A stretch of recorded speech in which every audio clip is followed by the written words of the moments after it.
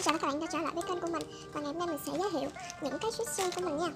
Thì Wixi của mình thì có Wixi giấy và Wixi thiệt. Wixi thiệt là tên mình cũng biết nha các bạn.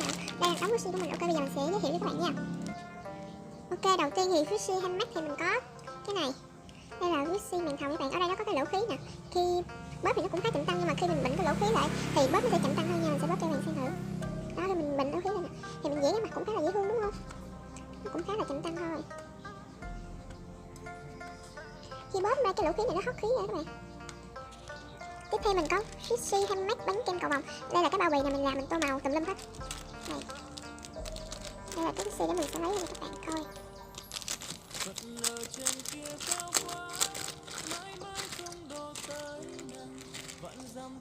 Đây, cái này mình thấy rất là xinh luôn các bạn. Thì nó cũng rất là khá là chậm tăng thôi. Đây cũng có lỗ khí. Mình trang trí ở trên bởi những hạt cốm unicorn. Và ở dưới thì cái Wixi này có 4 màu: màu xanh lá, màu hồng, màu vàng và màu đỏ. Bóp cái nó có hot khí rồi các bạn.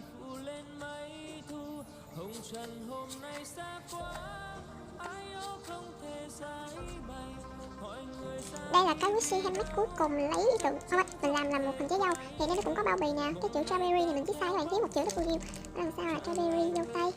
Mình làm bao bì khá là đơn giản thôi. Đây là Wixi của mình. Nó cũng khá chậm tăng thôi. Kiểu như mình đang làm cái nó hết keo sữa ha. Nếu mà muốn chậm tăng thì mình phải quét nhiều lớp keo sữa lên đó các bạn. Nhưng mà mình làm cái mình thiếu keo sữa nên nó không có được chậm tăng. Nhưng mà nhìn cũng rất là giống cái dâu đúng không? Wixi handmade đã hết thì tiếp theo mình có Wixi giấy nha các bạn. Đây, Wixi giấy thì các bạn chỉ cần giấy, băng keo và mút bông gòn vậy thôi. Thì cái Wixi này mình làm là mình vẽ thành con gấu, có tô son môi và má hồng cho nó nè. Thì nó cũng hơi khá rất là chậm tăng thôi, nhưng mà cái độ mỏng của nó rất là mỏng nên các bạn cũng có thể thấy rõ. Thì bóp nó cũng có khí hót ra nữa nè. Wixi giấy tiếp theo là mình làm một miếng dưa hấu. Thì nó cũng hơi chậm tăng thôi các bạn. Khi bóp nó có không khí thoát ra nó kêu xì xì xì. Bạn thấy miếng dưa hấu là thế nào?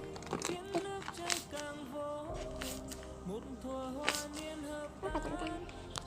Ok, tiếp theo mình có Wixi băng keo. Thì trong cái bịch này có 3 cái Wixi. Đây từ thấp từ lớn đến bé.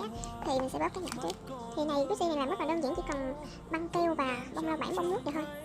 Đây nó cũng nó kiểu như độ chậm tăng thì tùy theo cái độ kích cỡ của nó các bạn. Cái này chậm tăng hơn cái nhỏ nhất nè. Cái to nhất thì là cũng là cái chậm tăng nhất.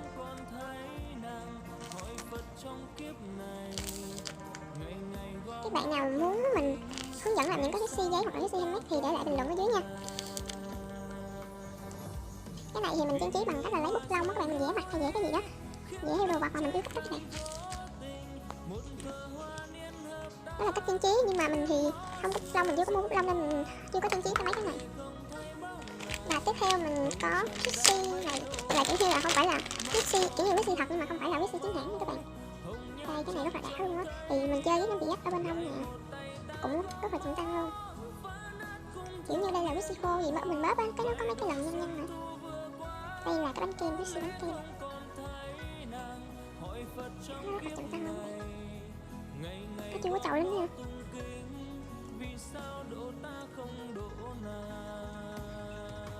Kiểu như ở dưới thì nó mềm hơn, các bạn, ở trên thì nó khô, nó cứng.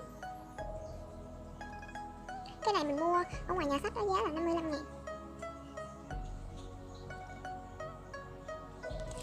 Và cuối cùng là hai cái Wixi bánh mì hôm bữa mình mua trong cái video mình mua phẩm của Udetama 1996, mình có nói hai cái Wixi này các bạn. Mình có mua hai cái này nè. Thì nếu bạn xem video đó thì các bạn cũng biết là cái độ chậm tăng của cái Wixi bánh mì này, hai bánh mì gói, bánh mì khối mình thấy nó không có chậm tăng lắm, nó hơi thôi và nó rất là thơm. Và đây là cái Wixi bánh mì bông mai, thì mình đã gắn hút khóa vào rồi, còn cái này mình chưa có gắn. Đó, cái này thì nó chậm tăng hơn, mình thích nhất cái này luôn nè, nó chậm tăng và thơm nữa. Nó bị dơ ở đây nè các bạn.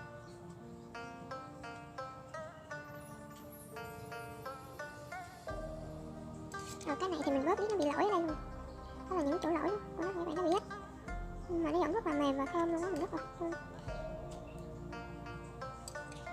Ok, và video giới thiệu Wixi của mình đến đây đã hết rồi. Và vài ngày nữa mình có một bưu phẩm Wixi, các bạn nhớ ấn đăng ký để xem video của bưu phẩm đó của mình nha. Còn bây giờ thì bye bye, nhớ like và subscribe.